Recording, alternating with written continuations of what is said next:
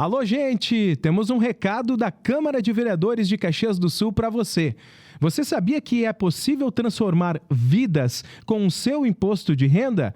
Aqui em Caxias do Sul, a sua declaração pode fazer a diferença. Você pode destinar 6% do valor para projetos sociais que cuidam de crianças, adolescentes e pessoas idosas do município, e fazer isso é muito fácil. Quando for preencher sua declaração completa no site da Receita Federal, clique em Doações Efetuadas e depois em Novo. Ali você deve escolher uma das opções criança e adolescente ou pessoa idosa e seguir os passos solicitados. Na hora de finalizar, clique em Doações diretamente na declaração e selecione Caxias do Sul como município. Aí é só clicar em OK e tá pronto, você já fez a sua parte. Se precisar de mais informações sobre como participar, acesse o site camaracaxias.rs.gov.br. Transforme vidas com o seu imposto de renda. Uma mensagem da Câmara de Vereadores de Caxias do Sul.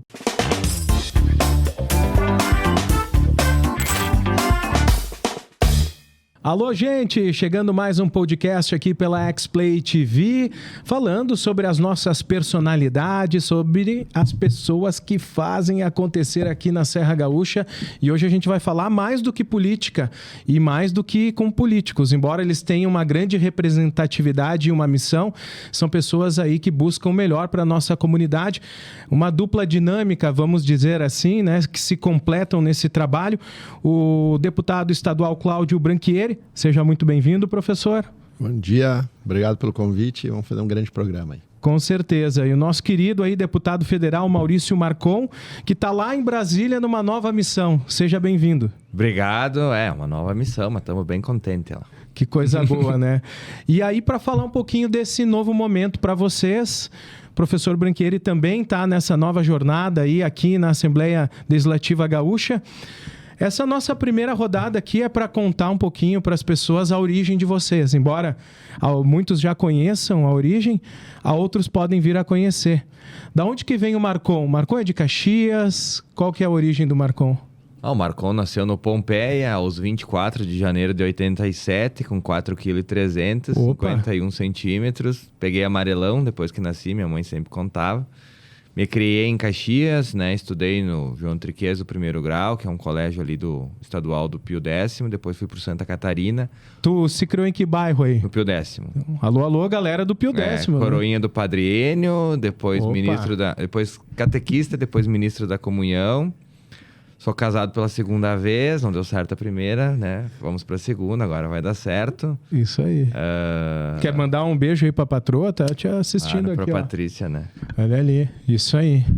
E é isso aí, trabalhei com o meu pai no começo da minha vida, ali pelos 12, 13 anos. Depois fiz economia na UX, onde conheci o professor Cláudio, né? E sempre tinha ele como o melhor professor, e ele sabe disso, isso não é puxação de saco, sempre deixei isso muito claro. Era fãzaço dele. E aí depois, até tem uma situação engraçada que um dia encontrei ele num restaurante e fui lá, cumprimentei, ele tava indo embora do Brasil, lembra disso, né? Lá no Chateau. Daí cheguei em casa e disse pra minha esposa, a professora vai embora, eu devia ter pago a janta que eu saí antes, pra deixar pago, né? Porque agradecimento ao longo pelo que ele fez por mim, né? Mas na faculdade que então eu me tornei, digamos, o Marcon, que defendo valores e princípios liberais na economia. Os conservadores contra o aborto, enfim, essas eu já tinha, né? Sim. Então ele teve grande parte nisso. E depois, o Marcon concorreu a vereador em 16, fiz 1.181 votos, a federal em 18, fiz 11.003, depois em 20 fui o mais votado de Caxias do Sul, e depois em 22, então, fui o mais votado da história da Serra, com o menor gasto do Brasil por voto, né? De quem se elegeu para deputado ou senador. Então, Marcon mais ou menos é isso. Católico apostólico romano praticante, juventudista de coração. Isso aí. E sem filhos ainda, que essa pergunta sempre vem. E, bom, daqui a pouco pode também acontecer aí de um filho aparecer, né? Olha, registrado não tem nenhum, né? Mas... Brincadeira, né? E, poxa, né? Professor Branchieri é um querido amigo também nosso aqui do Vergani, da X-Play, do Portela. Fazia muito tempo que a gente queria fazer um podcast, Marcon. Daqui a pouco pode sair até da gaveta isso. Mas te receber hoje aqui também é muito legal, porque é importante ver a evolução dos projetos, de ouvir o professor, dos ideais. E, poxa, o Marcon se apresentando e dizendo, pô, o professor foi meu inspirador nessa área, o professor tá junto agora nessa missão aí, embora aqui no Rio Grande do Sul. Conta um pouquinho também da sua origem aí, professor. Também nasci em Caxias do Sul, também nasci no Pampeia, também pesei mais de 4 quilos. Pegou amarelão ou não? Não. Isso aí não precisou. Fui o único filho da minha mãe com parto normal. Olha só. Ficou com 4 quilos. 4 quilos É. Eu tenho 52 anos, eu sou casado com a Gabriela Perini, meu amor, minha parceira, minha companheira de todas as horas, na boa e na ruim. Tenho 3 filhos, o Gabriel tem 18, o Marco Antônio tem 10, Pedro Henrique tem 7, né? Tentei uma menina a todo custo. Se minha esposa dissesse agora para mim, eu tenho certeza que a menina, eu digo, vamos de novo. Eu teria. Que legal. Porque o meu sonho era ter uma menina, mas não... Deus mandou 3 meninos. Né? Eu, na minha vida profissional, já fiz tudo na vida, já fui escoteiro, fui 8 anos escoteiro, servi exército, né? Sou segundo oficial, segundo tenente da reserva. Me formei em economia em 2000 e terminei meu mestrado em 2002. Eu virei professor de economia antes de terminar meu mestrado. Que bacana. Porque ao longo do mestrado tive destaque, né? Fiquei 18 anos como professor da Universidade de Caxias do Sul. Né? Tive que sair porque os meus projetos profissionais acabaram conflitando e eu sempre tive assim, ou eu entrego tudo aquilo que as pessoas, os alunos, no caso da UX, mereciam, ou eu não vou fazer. Tá? Porque um aluno que se dispõe a pegar uma renda, gastar uma grana boa, né? Muitas vezes com sacrifícios, tá lá à noite, cansado às vezes do trabalho, né? Aí você vai lá e não entrega o máximo que tu pode, isso é uma falta de respeito. Eu sempre tive isso muito claro na minha cabeça. Talvez tenha sido esse tipo de postura que daqui a pouco identificou-se no Marcon, porque o Marcon também tem uma característica de fazer as coisas sempre com amor, com carinho e entregar o máximo possível. Tem uma empresa de consultoria que já dura mais de 20 anos também. Essa empresa de consultoria tem uma especialidade muito específica, né, que é a recuperação de empresas em dificuldade. Cobra um preço tu fazer esse tipo de trabalho, porque é difícil hoje tu gerir no Brasil uma empresa com caixa, imagina, empresas com caixa absolutamente exaurida. Então, eu, em algum momento, disse, cansei disso, vou fazer uma transição de carreira. E aí, no meio dessa transição, eu recebi o convite do Marcon para concorrer. Que bacana. Né? E aí, a partir do que ele me mostrou, eu olhei... A esposa vetou. A esposa vetou, claro, porque né, é uma vida diferente, muda tudo. Na verdade, o Marcon já deve estar sentindo isso na pele. Aliás, esse foi o primeiro ato político do professor, né? Porque a política nada mais é do que convencimento do outro de algo, né?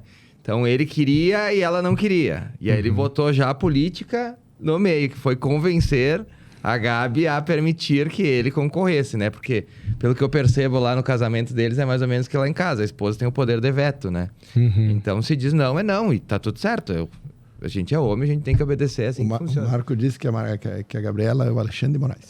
De casa. É o STF. É isso aí. Se eu disser alguma coisa, disse, não, a mãe é o STF, ela definiu que é tipo... E ali ele conseguiu, né, professor? Isso aí. Depois de um bom tempo, ele veio lá no gabinete do vereador, ainda aqui na Câmara, conversamos por 2h30.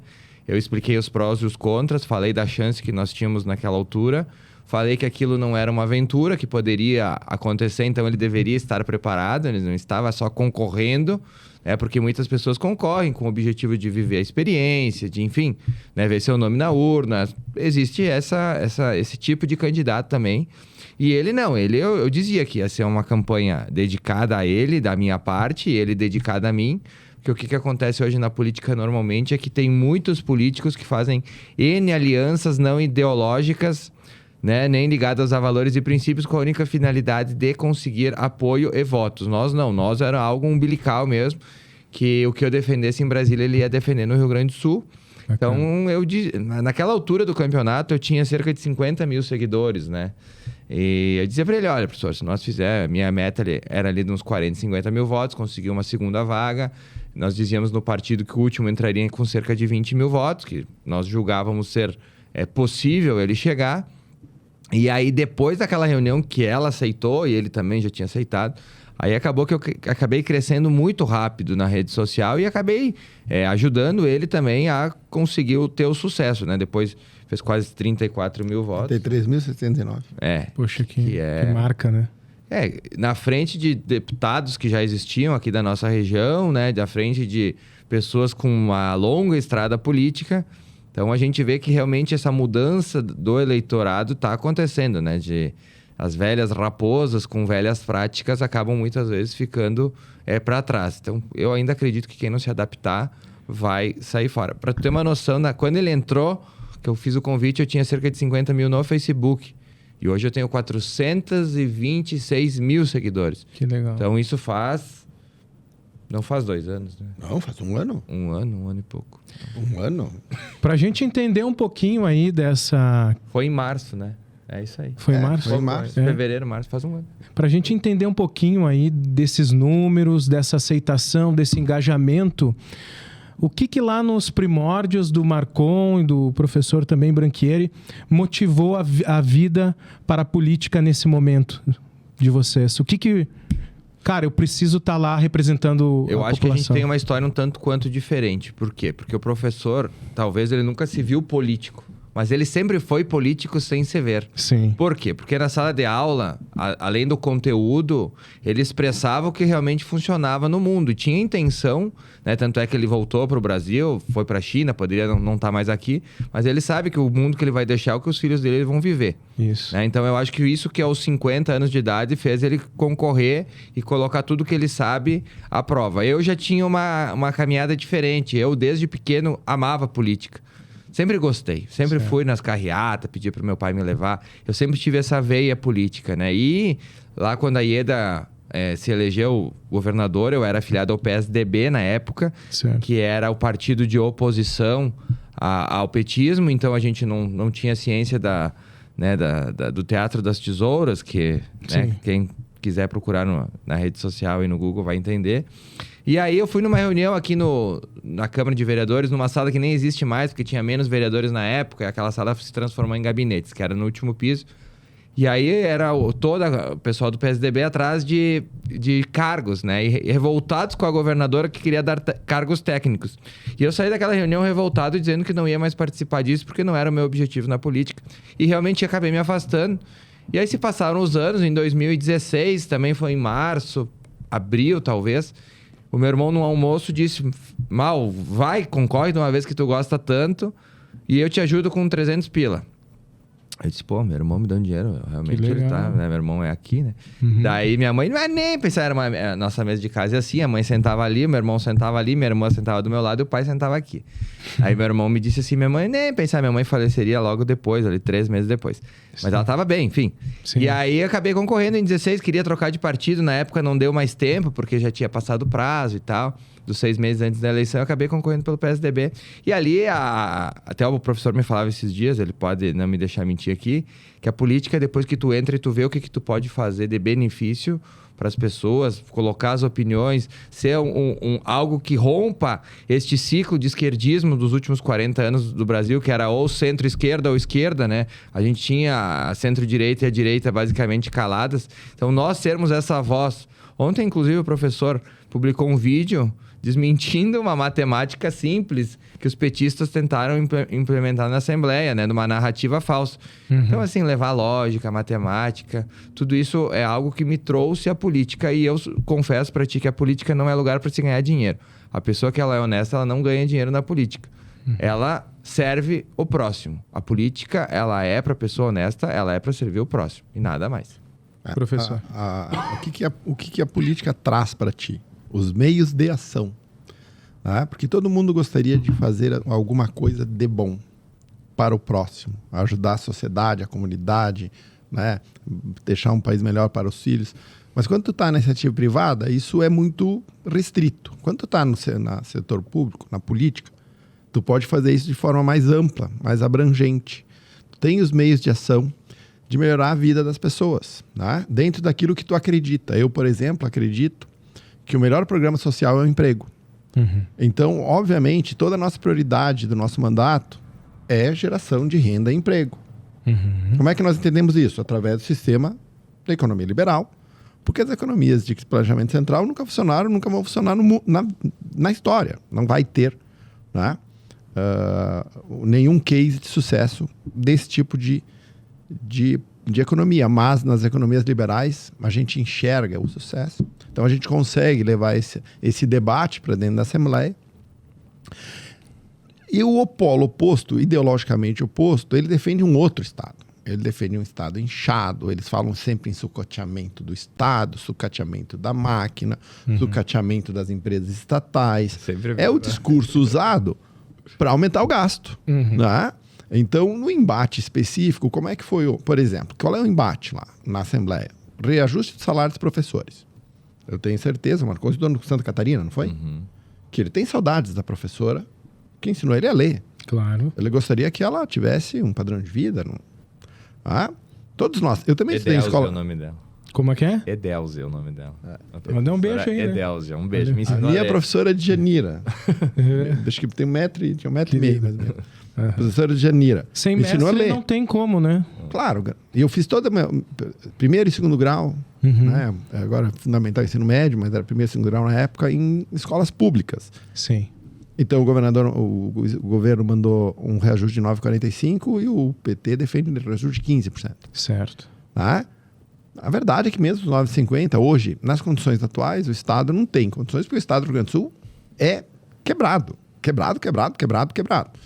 Não existe outro termo para a gente falar. Ele é o segundo mais endividado do Brasil, o déficit da Previdência é de 18%, é um dos maiores do Brasil, é difícil. O que acontece? O PT, a narrativa que se constrói é de que, por uma benevolência do Lula, porque o governo federal é bonzinho, mandou um dinheiro lá, que é uma reparação das perdas da redução de semestre do ano passado. Certo? Inventaram o número de 2 bi, que o governo nunca falou, para dizer que como o Lula mandou 3, mandou 1 bi a mais porque ele é bonzinho, um coração. E que se ele mandou 1 bi a mais, eu posso dar aumento do salário dos professores. Esquecendo, obviamente, que vamos imaginar que fosse verdade. É mentira, já foi desmentido, mas vamos imaginar que fosse verdade. Sim, mas 1 bi acaba, né? E os salários dos professores se perpetuam ao longo do tempo. Que quanto vocês estão fazendo? E aí, esse tipo de lógica, se tu não destrói na base, né? Vai vir. E como é que vai funcionar no dia da votação do aumento? Porque isso é um projeto... Eles vão encher as galerias de professores, eles vão jogar leite, eles vão jogar moeda, né? E eles vão tentar... Mas a gente tem que ter responsabilidade com o futuro, com os meus filhos. Né? Se hoje a escola pública é ruim porque o Estado não tem capacidade de investimento, porque falta dinheiro, é porque lá atrás alguém achou que ele podia dar aumentos e gastar mais com supérfluos e mandar a conta para o futuro. O futuro chegou, o dinheiro não tem. E agora todo mundo paga. Quem acaba defendendo a economia planificada, a economia central, é mais ou menos... Futuramente vai ser estudado como hoje a gente coloca que na Idade Média o pessoal resolvia doenças com sangria. Hoje a gente sabe que não funciona, né? Então, tipo, a gente pensa, pô, como é que os caras eram idiotas ao ponto de achar que com sangria tu resolvia os problemas de saúde. Daqui a uns 100 anos, talvez espero que até que menos, quando as pessoas olharem para trás e pensarem, meu Deus, tinha pessoas que defendiam o comunismo como forma de governo. Nossa, como eles eram tão desprovidos de inteligência para defender algo assim. Porque é algo que já foi testado tantas vezes e ainda é testado, em nenhum lugar dá certo. Mas tem quem defenda. E defendem por quê? Porque o discurso é doce. Quando o discurso é doce e as pessoas querem o impossível, só os mentirosos satisfazem ela. E aí, às vezes, eu tô lá na Câmara dos Deputados e sobe um Boulos, né, um pessoal de esquerda para falar, e eu fico me perguntando, será que eles acreditam no que eles falam? Ou será que eles são inteligentes o suficiente para saberem que o que eles estão falando é mentira? Né? Porque, por exemplo, tem discursos que tu desmente, por exemplo, aqui é 4 menos 3 dá 1 e 1 vai pagar como depois que terminar de... É uma coisa, assim, é tão superficial, Mas o cara que é sindicalizado, que muitas vezes não quer saber de explicação, ele acha que o dinheiro realmente vai dar em árvore, que o governador é só assinar um papel e tá tudo resolvido. Né? Ele vai lá, ele grita, ele protesta, ele papapá. E aí ele entra naquela que tipo, eles me falaram que é assim e pronto. E muitas dessas pessoas, tu não consegue nem mostrar, eles não conseguem sentar como tu tá aqui sentado, olhar e dizer, poxa vida, 4 menos 3 realmente é 1. Tem algo errado na minha conta que eu estou passando, né? Então, assim, são situações que eu tenho absoluta certeza que num futuro não tão distante, mas que nós não viveremos, as pessoas analisarão este modelo de governo como um modelo patético implementado por 200 anos, desde que Marx, lá, enfim, inventou isso, e que nunca deu certo. E por que eu posso dizer que nunca deu certo? Porque nós temos a Alemanha ocidental e oriental, eu acho que é o melhor exemplo que a gente tem no passado, e a Coreia hoje é o melhor exemplo que a gente tem atualmente, né? Mesmo povo, mesma língua, mesmos costumes, mesmo solo, mesmo tudo. Mas o modelo é diferente. Se tu pegar o mapa da Alemanha hoje, ainda hoje, tu vai ver que a maior concentração industrial e de desenvolvimento de IDH, enfim, é a ocidental. Ou seja, onde o capitalismo imperava. A mais atrasada é a oriental. Coreia do Norte e Coreia do Sul, eu acho que até o espaço, aquela foto que todo mundo já viu, fala por si só. Então, o que a gente quer? A gente quer discurso, narrativa, ou a gente quer ter um mundo melhor para quem vai ficar aqui depois? Eu quero ter um mundo melhor. Como que se faz isso? Colocando em prática modelos que deram certo. Que modelos que deram certo? Por exemplo, a Thatcher na Inglaterra, que ficou no poder por mais de 10 anos. Acho que foi 12, 13. 12, 13 anos. Implementou o liberalismo que eu e o professor acreditamos. A Inglaterra deu um pulo enorme. Ela herdou um país quebrado e deixou um país... Quebrado pelos sindicatos. Quebrado pelos sindicatos. Só deixa eu abrir um parênteses aqui e provocar vocês. E o que o Brasil precisa para implementar uma política de liberalismo? Porque eu vejo na ação de vocês são super didáticos, vocês têm um voto qualificado, mas também tem a questão da educação das pessoas aí, né? Um pouco que elas são utilizadas como massa de manobra. Como fazer com que essas ideias também cheguem também nessa outra camada da sociedade que muitas vezes não tem nem educação para fazer essa conta matemática, por exemplo. Então vamos lá. Eu vou assim, a primeira coisa, o Estado. Certo. Existe uma burocracia estatal hoje que luta contra a ideia liberal. O Brasil tem, além de, obviamente, historicamente, um apego ao Estado grande. Sim. Nós também temos hoje uma burocracia estatal que cresce às expensas do próprio Estado, do Executivo, cresce às expensas do Legislativo e cresce às expensas da vontade popular. É uma burocracia que vive para ela. Sim. Que trava todos os crescimentos. Então, talvez o grande desafio de um liberal, mesmo que a gente coloque ele no poder, é que ele conseguir quebrar essas estruturas burocráticas que estão hoje no nível mais profundo do Estado brasileiro. Esse é o primeiro desafio. Tá? O problema do assistencialismo, e a gente é que ele nunca tira as pessoas dele, porque ele não... A economia, ao priorizar uma política assistencialista, em vez de priorizar o emprego, elas entram no assistencialismo e não conseguem mais sair. Isso. É só olhar que a quantidade de pessoas assistidas pelos programas sociais do Brasil cresce continuamente desde a Constituição de 88. Então, o principal... Mas eu acho que, só para a gente falar, eu acho que pelo menos há 10 anos atrás, 15 anos atrás, tu falar em liberalismo era meio um ET, assim. Então não tinha pessoas falando sobre esse sistema. Como é que funcionava o liberalismo, sobre liberdade, sabe? Sobre economia de mercado. Estado enxuto. Isso. Esse vínculo, essa barreira se quebrou. As universidades se radicalizaram. Hoje as universidades já não não são mais um centro de troca de ideias entre os diferentes e de debates. Né? A universidade virou a universidade do pensamento único. Se você é liberal de direita, eles te expulsam. Tá fora. Né? Tá acontecendo a mesma coisa com a ciência. Observem a ciência. A gente viu muito isso na pandemia, que nós sofremos que nem cachorro. Sim. A ciência do pensamento único. Não, isso aqui a ciência diz, então não pode ser questionado. Mas como? A evolução da ciência é através do questionamento. Tá? Então, hoje, mesmo que as universidades e a ciência viraram polos de pensamento único, as redes sociais mudaram muito esse mundo. O liberalismo, ele só funciona, ele só existe ainda por um motivo. Porque ele é o que funciona. Se tu tem na tua casa e tu comer missim miojo todos os dias, tu vai morrer. Automaticamente tu vai morrer, né? O missim miojo é fácil, é rápido e é gostoso.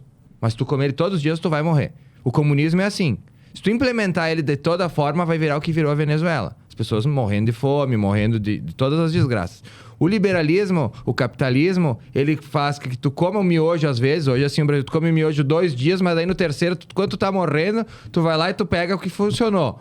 Que é o mercado, né? Que é o emprego. Então, se nós fizermos o que Maduro e Chávez fez na Venezuela, que é a implementação total da planilha, da cartilha comunista, nós vamos ter o mesmo destino deles, que é o que está tendo na Argentina agora, que inclusive saiu dado de inflação de mais de 100%. Então, o liberalismo, o mercado, ele só não morreu no Brasil porque as pessoas gostam de comer bem, de se vestir bem, de ter um bom carro e uma boa parte de se desenvolver. Porque se não tivesse isso, o comunismo já tinha sido implementado. Vou te dar um exemplo. Vamos pegar agora a Eletrobras, foi privatizada. Existe, inclusive, a tentativa de fazer uma frente parlamentar para reestatizar uma empresa que era deficitária.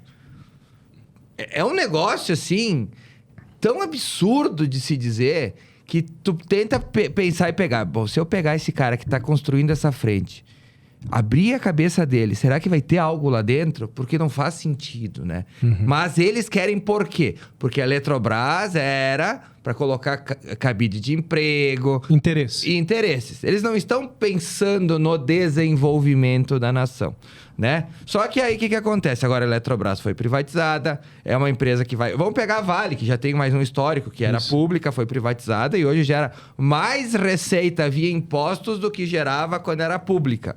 Ou seja, muito melhor, né? Tudo que crescer, filho. A Vale foi privatizada com 3,5 bi do seu valor abatido em impostos que ela não tinha dinheiro para pagar. Pra pagar. Então, tanto imagina. Então, o que eu quero dizer com isso? O comunismo, na narrativa, ele é muito legal. Porque o que ele prega? Que todos somos iguais, que todos temos que ter as mesmas condições, enfim. Mas quando tu coloca que todos somos iguais, nós não somos. Tu gosta de ser radialista, ele gosta de ser operador, ele gosta de ser professor, eu gosto de ser político, nós não somos iguais. E as profissões demandam habilidades diferentes, né? E essas habilidades são premiadas pelo mercado conforme a necessidade que ele tem delas e conforme a tua competência. No capitalismo, se tu é um excelente jogador de futebol, tu vai ganhar milhões. Se tu é mediano, tu vai ganhar menos. É assim, porque nem todos somos iguais. Não existe como um neurocirurgião que estudou 30 anos para conseguir abrir a cabeça de alguém, saber onde é que está o pontinho que tem o problema, ganhar a mesma coisa de alguém que é infinitamente menos qualificado. Porque se tu faz isso, tu desestimula que o neurocirurgião estude. Qual é o estímulo que ele tem? Né? Então, é algo que é tão singelo de se explicar, mas que no romantismo da narrativa ele é legal. Esse é o caso que o professor estava falando. Dos professores, merecem ganhar mais? Merecem, claro, sempre vão merecer. Mas como é que a gente paga? A esquerda não diz como paga. Simplesmente assina um papel e paga. Que é o que foi feito na Argentina, por exemplo, agora, ou na Venezuela. Se imprime dinheiro para tu dar... Adianta tu ganhar 20 mil e um prato de comida custa 15 mil? Não adianta nada. Né? Então, assim, a aula... Por isso que a Luciana Genro, colega do professor lá na Assembleia, não quer que se dê aula de finanças pessoais. De finanças pessoais no colégio. Porque se a pessoa sai do colégio sabendo que existe algo chamado inflação, né? Coisas básicas, ela não vai cair no papo de quem diz que o dinheiro cai do céu. Então, para eles, é algo... não é interessante. E como que quebra esse sistema?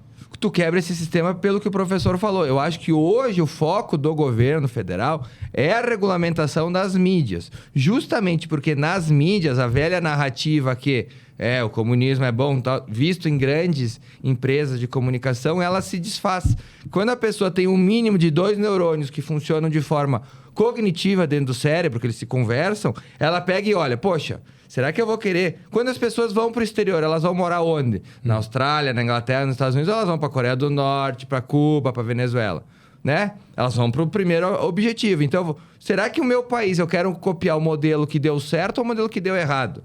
Né? E daí, se os dois neurônios estão conversando, ele consegue enxergar que, tipo, um só está na narrativa preocupado com o seu cargo, né, com a sua base, para poder ir lá contar mentiras para aquele público que, às vezes, é desprovido de determinado conhecimento, né? Isso não é crime. Eu não sei dar aula. Eu não sei fazer um programa, entendeu? Cada um tem o seu conhecimento. Mas se eu vier aqui, se tu vier me contar algo sobre o jornalismo, enfim, eu vou acreditar em ti, porque eu não conheço, né? Então, isso tem muito a ver com a questão de explicar para as pessoas o que funciona e o que não funciona. Teve um discurso aqui na Câmara de Vereadores que era a Fazendinha do Daneluz.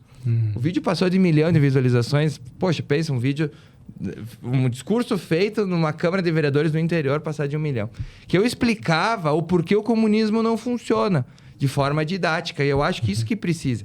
O professor, nas aulas dele, o que encantava muito os alunos é que ele trazia muito a realidade para nós entendermos. Porque uma coisa é tu ver uma conta lá, uma fórmula, e outra coisa é tu ter na prática o que isso significa, né? Então, eu tento sempre nos meus discursos, e eu vejo que o professor faz o mesmo, de colocar a vivência das pessoas no discurso. Falei antes da sangria. Pô, as pessoas fazem... Não, realmente, a sangria a gente hoje sabe que é uma anomalia, que é uma coisa que não funciona. Mas faziam. Se colocava, inclusive, sanguessugas nas pessoas. Né? O comunismo, um dia, isso vai também entrar no livro como algo patético. Tenho certeza disso. Então, a gente trazer para a realidade das pessoas é muito importante. Como o professor falou, há 10 anos atrás, talvez 15, um liberal era visto como uma pessoa totalmente fora, né? Um alienígena. Hoje, na Câmara dos Deputados, nós temos bancadas liberais, parlamentares liberais, nós temos governadores liberais, como é o caso do Zema e do Tarcísio em São Paulo. Então, o amadurecimento da democracia e da política no Brasil e com a informação podendo chegar de uma forma mais dinâmica às pessoas, eu acho que a gente vai doutrinando elas também a quererem viver no mundo que elas desejam, que é possível, não no mundo que é pintado de conto de fadas. Até porque Papai Noel, até os 8, 9 anos, a gente acredita. Depois passou. E o comunismo nada mais é que um Papai Noel. Tanto é que se tu pegar... Depois eu deixo o professor falar. Mas eu li uma pesquisa não... É bom aluno, né, professor? Viu? Tive um bom professor. Eu li, quando o Boris Johnson, quando os conservadores ganharam na Inglaterra, houve uma pesquisa muito interessante, que até queria achar essa pesquisa de novo, porque ela é bem legal. Quanto mais velho tu vai ficando, menos à esquerda tu tende a votar.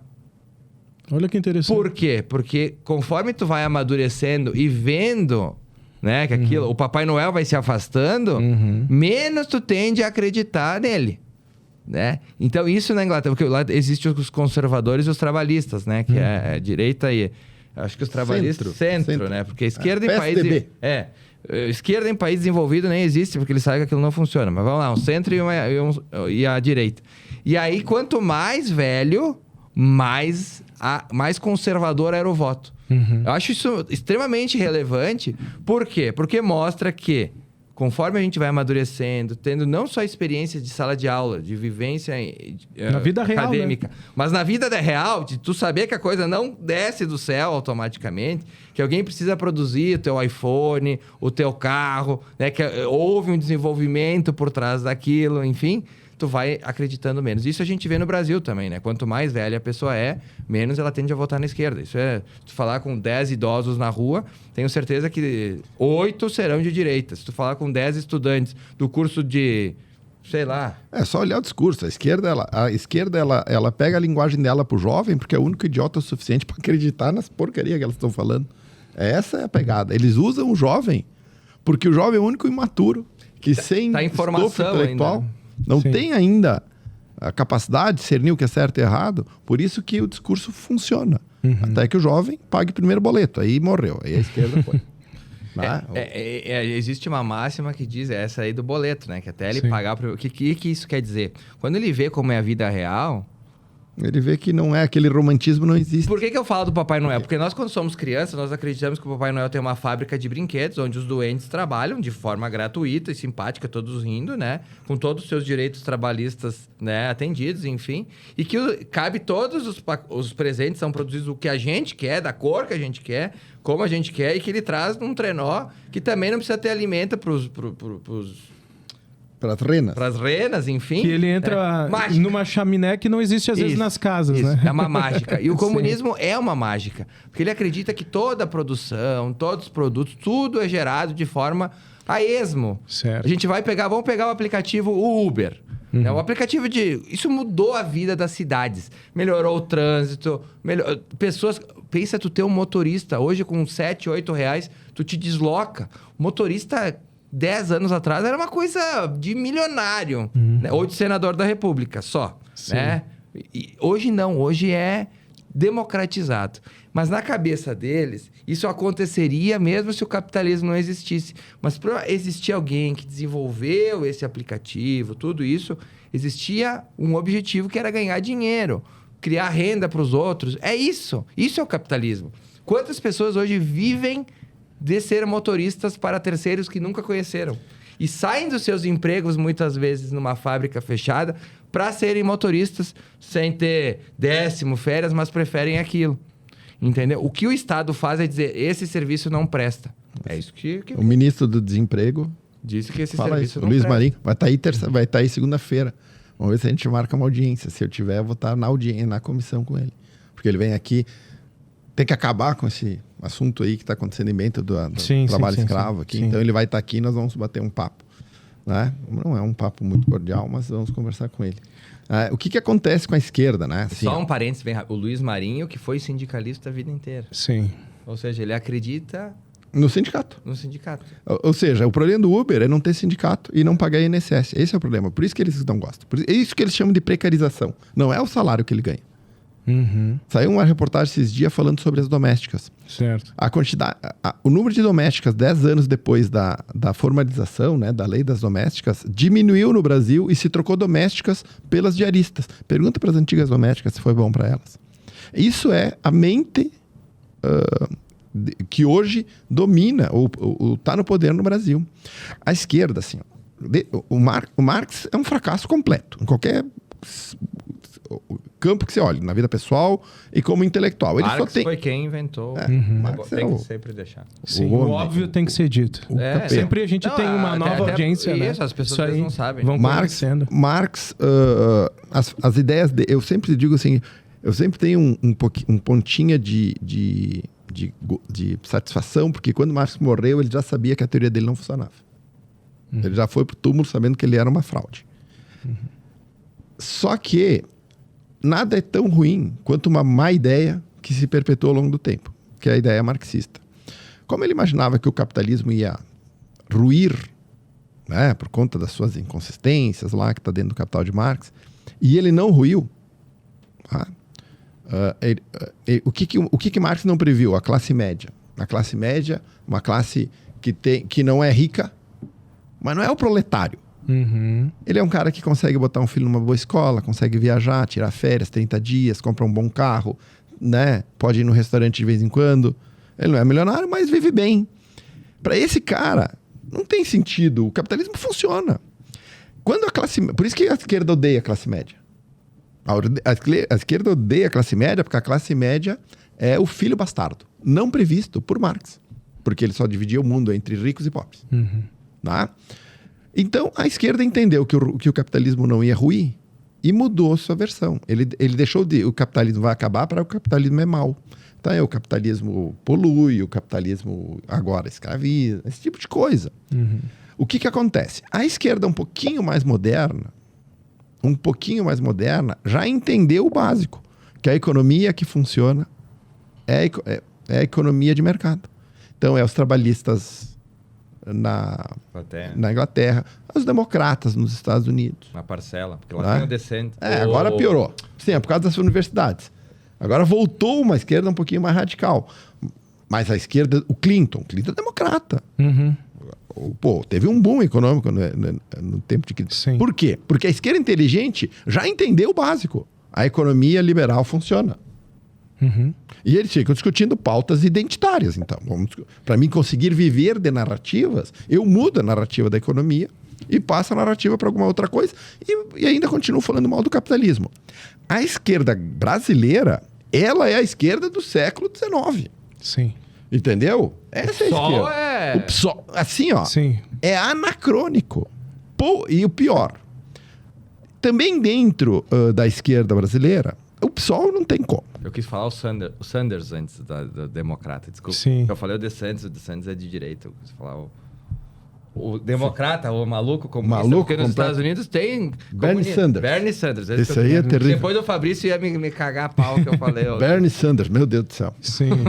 É outro que tá no século XIX. Uma vez eu fui nos Estados Unidos, o cara foi me buscar no aeroporto, ele tinha Bernie Sanders assim no para-choque. Já ficou com medo, né? Total. A esquerda brasileira, dentro do PT, existe uma esquerda um pouquinho mais moderada que, de certa forma, teve lá no primeiro governo do Lula. Certo. Essa esquerda foi engolida por uma esquerda radical, mas das piores que existe. Né? E aí a gente nunca pode, eu sempre digo, cara, eu vou falar, nunca pode menosprezar o poder de convencimento e de influência da primeira-dama sobre Lula. Ela é socióloga, era professora da Universidade do Paraná, né? Nossa. É. Ela tinha um carguinho uma vez lá. Tá aí. Se eu não me engano, é uma socióloga formada. Esse governo tem cara de radical, tem jeito de radical, tem ações de radicais, né? Agregado ao fato de que não entendem absolutamente nada de economia. O desastre, ele se desenha por causa disso. De uma parte, ele tem os radicais dando pitaco em tudo que é segmento, e na economia, uma inaptidão completa. Fruto da esquerda brasileira, que tomou o poder aqui, e é a mesma esquerda que foi na Venezuela, que está na Argentina. Qual é o resultado prático dessa esquerda anacrônica, atrasada, retrógrada, reacionária, que não faz nada? A América Latina hoje está alijada do debate mundial, porque é um continente que só perde, assim, em termos de desastre humanitário, para a África. Sim. Mas os problemas no mundo, se tu pegar a América do Norte, prospera, a Europa prospera, a Ásia prospera, a Oceania prospera, a África, por questões culturais e de colonização, não conseguiu achar seu caminho, a América Latina só anda para trás. A culpa é da esquerda. Essa esquerda anacrônica que está aí no poder, tá? E que é apresentada como solução divina para os jovens que fizeram campanha para o vagabundo que nós elegemos como presidente. Mas agora eu vejo também que os jovens, usando o exemplo do Marcon aqui, também se levantaram para isso, para observar esse movimento aqui no Brasil nos últimos anos, mas falando, né, de uma geopolítica, também um movimento de, no liberalismo, buscar uma opção para ver o mundo de outra forma, né? Os jovens, né? Mas é o que consegue escapar da bolha. Porque o que acontece? Por causa da rede social. Quando tu é adolescente, por exemplo, meu filho de 10 anos já está tendo BO com a professora de história lá. Digo, pode ter.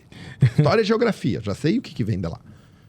Quando tu é adolescente, que tu busca ali fazer parte do grupo, do rebanho, do pertencimento, tu tá dentro de hoje das escolas e da doutrinação que te leva para ser majoritariamente esquerda. Tu ser diferente daquele pensamento significa ser excluído. Então, para ele sair da bolha, ele tem que dos 18, 19, ele vai ter que ter um exemplo, né? Agora, eu te garanto uma coisa. Eu nunca vi alguém liberal, por convicção, ler um livro de esquerda e dizer, vou virar de esquerda. Mas eu duvido o contrário. Um cara que é de esquerda, então tá bom. Então lê Milton Friedman, por favor. E o cara saia do final da leitura dizendo, será que tudo que eu sempre acreditei tá certo? Duvido. A esquerda não conhece os liberais. Eu gosto muito de falar isso lá. Na Assembleia tem os comunistas raiz e o comunista Nutella. O comunista raiz é o Rosseto. Intelectualmente preparado. Sim. Vai para o debate e diz, esse cara leu Lenin, esse cara, tu sabe. Sim. E tem os Nutella. Os Nutella são os... superficial. Absolutamente superficiais. Mesmo esses caras extremamente preparados nunca leram um liberal.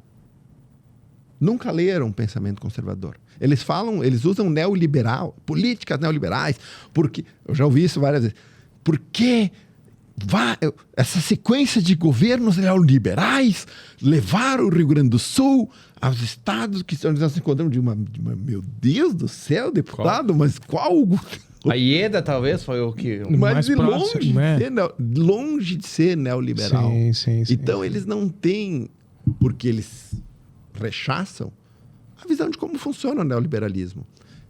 Eu li Marx, porque sou economista, tive que ler. Li Lenin. Uhum. Né? A gente, de certa forma, tem contato com a bibliografia da esquerda. Uhum. A esquerda não tem contato com a bibliografia liberal. O dia que eles têm, eles viram liberais. Na hora. Porque a mensagem é muito importante. Pensa. A mídia é contra o liberalismo. Certo? A máquina estatal é contra o liberalismo. As universidades são contra o liberalismo. As escolas são contra o liberalismo. E o liberalismo está aí com maioria Crescendo. ainda. Sabe por Sim. quê? Porque a mensagem é forte. Uhum. Porque se ela fosse fraca, ela teria sido... Porque as pessoas precisam comer, foi o que eu disse antes. Porque as Sim. pessoas querem comer. Bom exemplo. Né? Uhum. Elas querem comer, não adianta, não existe ser humano que não quer comer. Isso, eu vou viver do Papai Noel. Cara, até que tu tem 8 anos que alguém te sustenta, maravilha. Depois que tu tem que pagar tuas contas lá por 16. Tu tem que ser o Papai Noel de Porque tu de te outro. pergunta, ó, o professor falou dos governos de esquerda que a gente teve. Eu acho que o único que rompeu foi o Bolsonaro mesmo. De resto, Fernando Henrique, Dilma nem se fala. Temer teve uma transição, foi boa também. Mas assim, a Câmara hoje, a Assembleia, que representa os brasileiros, digamos assim, que a Câmara dos Deputados nada mais é que a representação do povo. Por isso que tem corrupto, tem gente extremamente honesta, gente de esquerda, gente de direita. Tem de tudo, tem índio, tem de tudo, né? Não que índio não, né? Porque daqui a pouco vão recortar o índio, né? É impressionante, mas enfim. Daí tu diz assim, é o índio e o víndio. Tá tudo certo, né? Tudo certo, beleza. Mas tem assim, tem todos os espectros da sociedade lá. sim. E hoje a gente tem... aí que eu vejo o amadurecimento da política, tá? Porque o Lula, que parou em 2002, ele tá agora num momento tentando comprar parlamentares para que retirem a assinatura dos atos do dia 8 de janeiro, que a gente já sabe que a gente vai descobrir, que tinha infiltrado, que a polícia, o governo fez vista grossa. A gente já sabe tudo que a gente vai descobrir, que o Alexandre de Moraes fez processo que não poderia. A gente já sabe que vai descobrir, eles estão investindo, né? O Sanderson, deputado, inclusive, falou que 60 milhões foram oferecidos em emendas para que se retirasse as assinaturas. Pois bem, de lá para cá só aumentaram o número de assinaturas. Uhum. O que isso quer dizer no meu entendimento? Que o Mensalão 1 e o Petrolão 2, que foi a compra de apoio, não vai mais existir, pelo menos na escala que existiu. Nós temos um amadurecimento da nossa democracia e dos nossos representantes. Porque se fosse simplesmente pegar o Congresso de 2002 e comparar com o de agora, a gente vai ver uma visão muito mais à direita, ao liberalismo econômico do que se tinha lá em 2002. E isso vem em direção ao que as redes sociais vem fazendo, que é esse trabalho de mostrar uma alternativa ao conto de fadas que é vendido. Por isso, existe tanta força do governo em regular as redes sociais, que a ideia deles do projeto é tudo tem que passar por um filtro de censura antes de ser colocado para a rede social. Então, vocês imaginem, como tu falava antes ali, jovens que hoje defendem o liberalismo na rede social, tendo... Eu ponho a palavra liberalismo, não passa. Não passa, entendeu? Claro que com este congresso não vai passar, mas o objetivo deles é que no futuro seja regulado. Por quê? Porque eles viram que a morte deles é anunciada. Como era quem defendia a sangria há 200 anos atrás. É anunciado. Todo mundo começa a perceber que isso não funciona. Hoje saiu os dados do desemprego, já começou a aumentar. Os números da economia, fiz um discurso essa semana, acho que eu dei 8, 10 dados que mostram que nós vamos ter uma situação delicada economicamente ali na frente. Então, hoje a gente fala de vários assuntos, digamos, periféricos, né? Porque nós temos uma situação econômica onde todos comem. Sim. Tu vai na África, lá no país... O professor visitou um país lá, que como é que é o nome? Angola. Onde os caras morrem de fome, né, professor? Tudo que anda, rasteja e voa... Não existe. Não existia. Tu acha que nesse mundo... Tu vai discutir assuntos periféricos como o cabelo do Nicolas ou, sei lá, assuntos periféricos. Não, tu vai discutir como comer, né? Isso. Então, a gente vive um momento onde, basicamente, apesar da ministra Marina Silva aí na ONU dizer que 120 milhões de brasileiros passam fome, né? Facilmente desmentido isso. Mas, enfim, a gente vive um momento onde esses assuntos periféricos podem ser discutidos porque a economia vive um momento que a gente consegue comer. Com a vinda do Lula agora e a provável depressão econômica que se avizinha, essas narrativas que servem como cortina de fumaça, elas acabam ficando de lado para as pessoas, porque o objetivo do pai e da mãe é dar comida pro seu filho. Não é saber a cor do cabelo do Nicolas, né? O que o cara quer tá falando sobre a pracinha. Não, ele quer saber da comida. Quando tu perde o teu emprego, que foi o caso de hoje que aumentou o desemprego no Brasil, já reflexo de uma política que não... Opa! De uma política que... colou, né? Emoção, assim, né? De uma política que não funciona... esses caras que foram demitidos já nesse período já não estão preocupados com o cabelo do Nicolas, eles estão preocupados em saber como eles vão sustentar o filho deles, né? Mês que vem. Então, essa narrativa, o Brasil, aliás, tem vários períodos onde ele chegou à beira do precipício venezuelano e que a gente retrocedeu, né? Por exemplo, a Dilma. A Dilma nos trouxe a maior depressão econômica da nossa história republicana. Baseada em quê?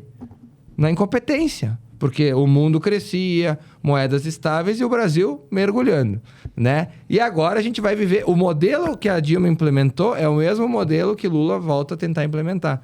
Inchaço da máquina pública, estatais, enfim... Financiamento do BNDES. Toda desgraça que foi feita está sendo feita de novo.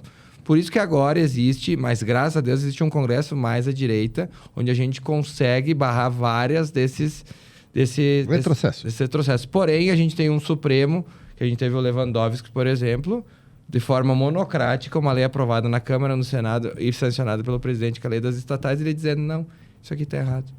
Sim. Então a gente vive, apesar da economia, a gente vê lá na frente que vai dar errado e a gente conseguir barrar alguns retrocessos, eu vejo o judiciário, que dá suporte a esses absurdos, muito mais fortalecido hoje.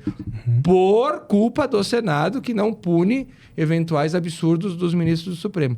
Então, o que eu quero dizer com tudo isso? Quando começar o desemprego de novo, essas pautas identitárias, esses discursos vazios que a gente vê por aí, eles acabam ficando de lado e lá num futuro não muito distante, eu acredito que nós teremos novamente ter um governo de direita.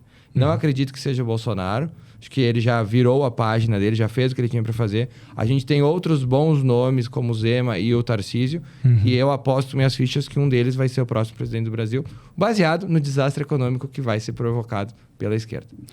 Deputados, vai chegando aí ao término no nosso podcast aqui. Com certeza a gente teria muito assunto para queimar.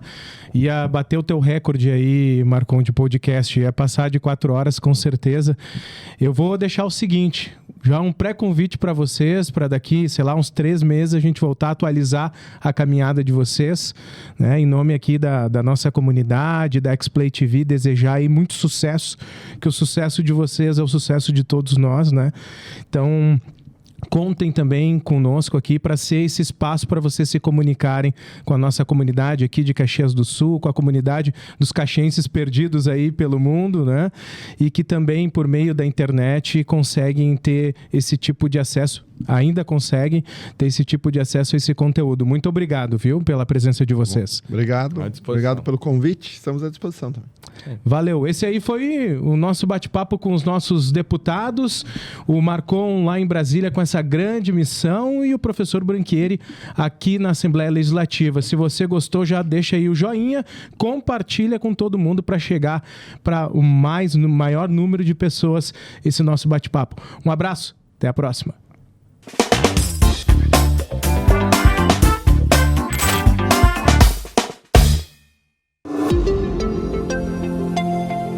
Sorria, você está na X-Play TV.